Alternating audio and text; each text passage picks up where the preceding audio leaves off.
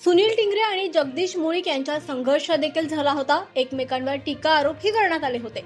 मात्र अपक्ष अर्ज भरण्यासाठी मोठी गर्दी हे जगदीश मुळीक यांनीच केली होती. उपमुख्यमंत्री देवेंद्र फडणवीस यांनी मध्यस्थी घेत आमदारकीचं आश्वासन दिलं, म्हणून जगदीश मुळीक नंतर शांत झाले.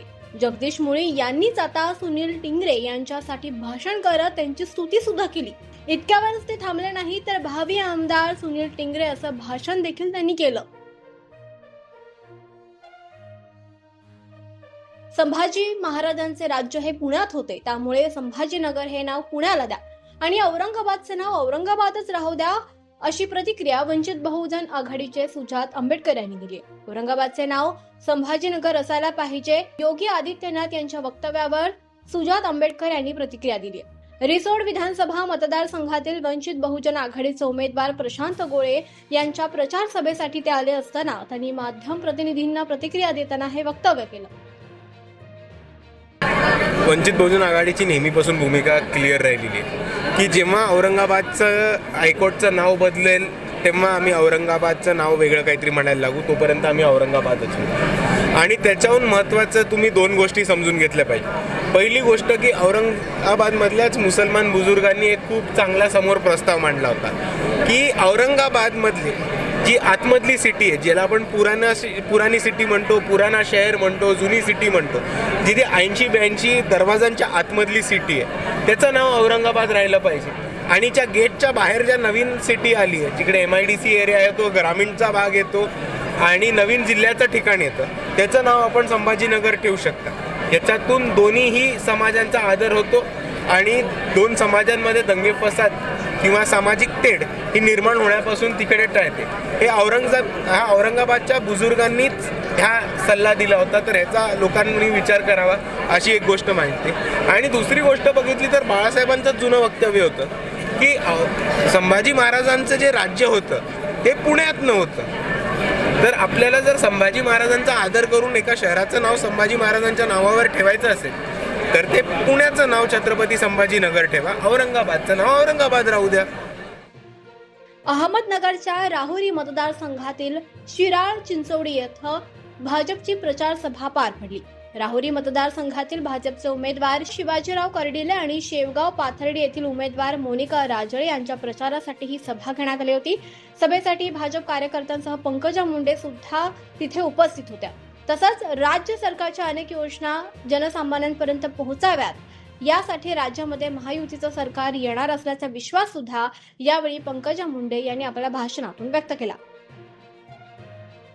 लोकसभा निवडणुकीनंतर राज्यात होत असलेल्या विधानसभा निवडणुकीतही राहुल गांधी यांच्याकडून संविधानाचा मुद्दा पुढे केला जातोय.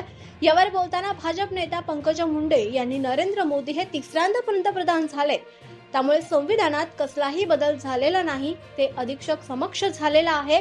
यामुळे अशा फेक नरेटिव्हचा आता उपयोग होणार नसल्याचं त्यांनी म्हटलं. तिसरी टर्म आहे मोदींची. संविधानाला काय झालंय? संविधान उलट सशक्त बनवण्यासाठी मोदीजी प्रधानमंत्री झाले. त्यामुळे अशा फेक नरेटिव्ह या निवडणुकीत अजिबात चालून घेणार आहे. लोकसभा निवडणुकीपासून माझे ग्रहमान काही ठीक नसल्याचं माजी खासदार सुजय विखे यांनी भाषणात बोलताना म्हटलं. लोकसभा निवडणुकीत मार्चपर्यंत चांगलं वातावरण असताना नंतर अचानक काय झालं आणि पराभव झाला. माझं कुठे काही शिजायला लागलं की कुणीतरी येतं आणि पातेल्याला लाथ मारतं. संगमनेरमध्ये देखील आपल्या सभांना गर्दी पाहूनच आपण आमदार होणार असल्याची चर्चा सुरू झाली. मात्र वसंत देशमुखांनी शिजलेल्या पातेल्याला लाथ मारली. त्यामुळे निवडणूक काळामध्ये माझ्यावर जबाबदारी आहे ती मी पार पाडतो, याशिवाय मी दुसरे काही काम करू शकणार नाही, असं सुजय विखे यांनी भाषणात म्हणताच एकच भाषा पिकला. सर सध्या माझं नशीब जरा गडबड चालू आहे. माझं काही शिजायला लागतं का लगेच कुणीतरी पातेला लात मारतं. लोकसभेला मार्च पर्यंत एकदम व्यवस्थित होतं, काय गडबड झाली एप्रिलला माहिती नाही. म्हटलं चला खासदारकी गेली, आमदार होऊ. संगमनेरला गेलो. संगमनेरमध्ये 4 सभा घेतल्या. लोक म्हटले आता आमदार सुजय विखेच होणार. एवढ्याच वसंतराव उठून आमच्या शिजलेल्या पातेला लात मारतात. माझं काय ग्रहमान ठीक दिसत नाही लोकांसाठी. मला बोलू नका, तुमचं चाललंय चालू द्या. मी ज्या योग्य त्या अंधारातल्या गोष्टी वेळेवर करेल, तेवढंच माझ्यासाठी गरजेचं आहे. अकोल्यातील मूर्तिजापूरमध्ये उत्तर प्रदेश मुख्यमंत्री योगी आदित्यनाथ यांची सभा आयोजित करण्यात आली होती. सभेनंतर भाजप उमेदवार आमदार हरीश पिंपळे यांची जेसीबीवर चढून केलेली स्टंटबाजी चर्चेचा विषय बनली आहे. पिंपळे यांनी जेसीबीवर चढत दंड थोपटून विरोधकांना आव्हानच केलं. यावेळी त्यांना पाहण्यासाठी मोठी गर्दी झाली होती. भाजप उमेदवार यांनी केलेली ही स्टंटबाजी राजकारणात चांगलीच रंगली आहे. दरम्यान पिंपळे यांच्यासोबत योगी सारखी वेशभूषा केलेला व्यक्ती सुद्धा यावेळी उपस्थित होता.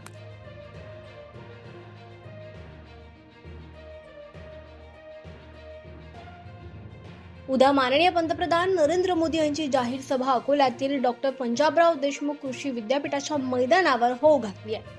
सकाळी 10:30 वाजता या सभेचं नियोजन करण्यात आलंय. सभेची पूर्ण तयारी अंतिम टप्प्यात आली आहे.